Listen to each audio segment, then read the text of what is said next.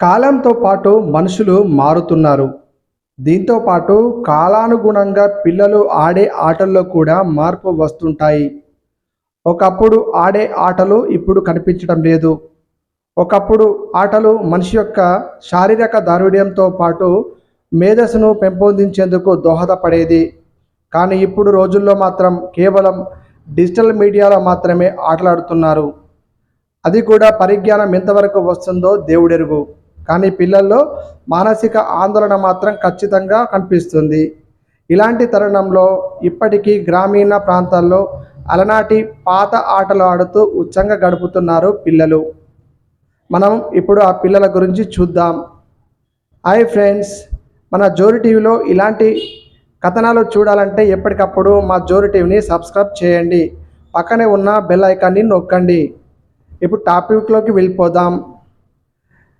ఇప్పుడు ముఖ్యంగా గ్రామీణ ప్రాంతాల్లో ఆడే ఆటలలో లిక్కోర్, ఖోఖో, కోతి కొమ్మచ్చ, కబడ్డీ, లోన్పాట్ ఇలా ఎన్నో రకాల పాతల ఆట ఆడుతున్నారు. వేసవి కాలం వచ్చాయంటే చాలు పిల్లల్లో ఏదో ఉత్సాహం కనిపిస్తుంటుంది. ఎందుకంటే ఎలాంటి చదువు ఒత్తిడి లేకుండా ఆటలాడుతుంటారు. ఇప్పుడు మనం చూస్తున్న ఈ ఆటలు పాత సీసాలో కొత్త నీరు పోసినట్టుగా కనిపిస్తాయి. ఇక్కడ ఆడుతున్న ఆట పేరు లిక్కోచా. ఒక రబ్బరు బాలు తీసుకొని ఆ రబ్బరు బాలు ఒకరు పట్టుకొని కొన్ని ఇంటిపైన వాడే పెంకులకు సంబంధించిన పెంకాసులు పేర్చి ఒక గుండం గీసి ఆ గుండాన్ని పెంకాసులలో పెడతారు. గుండంలో పెట్టిన పెంకాసులను ఎవరైనా రబ్బర్ బాల్తో కొడతారు. కొట్టిన బాలు ఆ పెంకాసులకు తగిలి కింద పడిపోతే అతను అవుట్ అయినట్లు లెక్కగా పరిగణిస్తారు. ఆ రబ్బరు బాలును ఎవరైనా కొడతారో ఆ దెబ్బతిన్న వ్యక్తి దొంగగా మారుతాడు. ఇది ఈ ఆట యొక్క ఉద్దేశం. దీనిని పిల్లలు ఎంతో ఆసక్తిగా ఆడుతుంటారు. దీంతో పాటు సైకలాజికల్ థ్రిల్ చేసే మరో ఆట రెస్.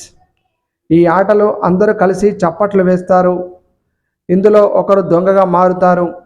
దొంగగా మారిన వ్యక్తి ఇతరులను దాక్కోవడానికి చూసి దాక్కున్న వారిని నెంబర్తో సహా లెక్కిస్తారు. ఎవరైనా వెనుక నుండి వచ్చి రెస్ అని పదం పలికి ముట్టితే మళ్ళీ దొంగగా మారుతాడు.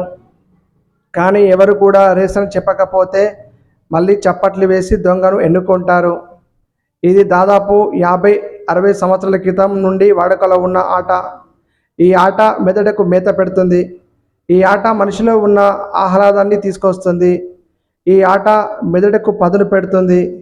తర్వాత సంగతి చూద్దాం. ఆ తర్వాత ఆడే ఆట కబడ్డీ. ఇప్పుడంటే కబడ్డీ ఆటను మనం టీవీలో చూస్తున్నాము. కానీ ఆ కబడ్డీ ఆట ఒకప్పుడు ఎంతో సహజ సిద్ధంగా ఆడేవారు. ఒక్కసారికి కూతకు వెళ్తే సెకండ్కి ఒక్కసారి కబడ్డీ కబడ్డీ అనుకుంటూ ఉండేవారు. దీంతో పిల్లలు ఆసక్తిగా కబడ్డీ ఆట ఆడుతారు. దీంతో పాటు 2 టీములుగా విభజించి ఒక టీము కబడ్డీ కబడ్డీ అనుకుంటూ వచ్చి మరో టీమును ఓడిస్తుంది. ఇది కబడ్డీ ఆటగా మనం పరిగణిస్తాము.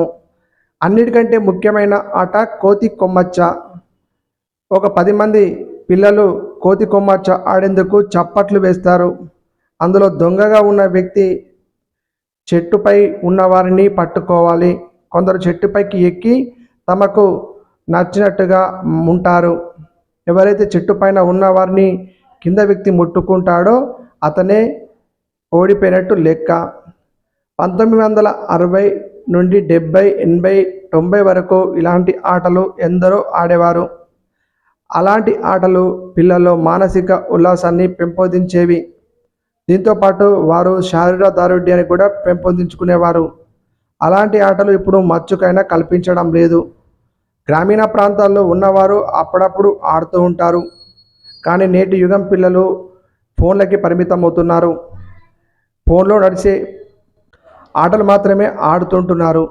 దీంతో మానసిక ఉల్లాసం, శారీరక దారుఢ్యం పక్కకెళ్తుంది. అప్పుడప్పుడు వేసవి కాలంలో ఇలాంటి ఆటలు ఆడాలని మేము కోరుతున్నాము.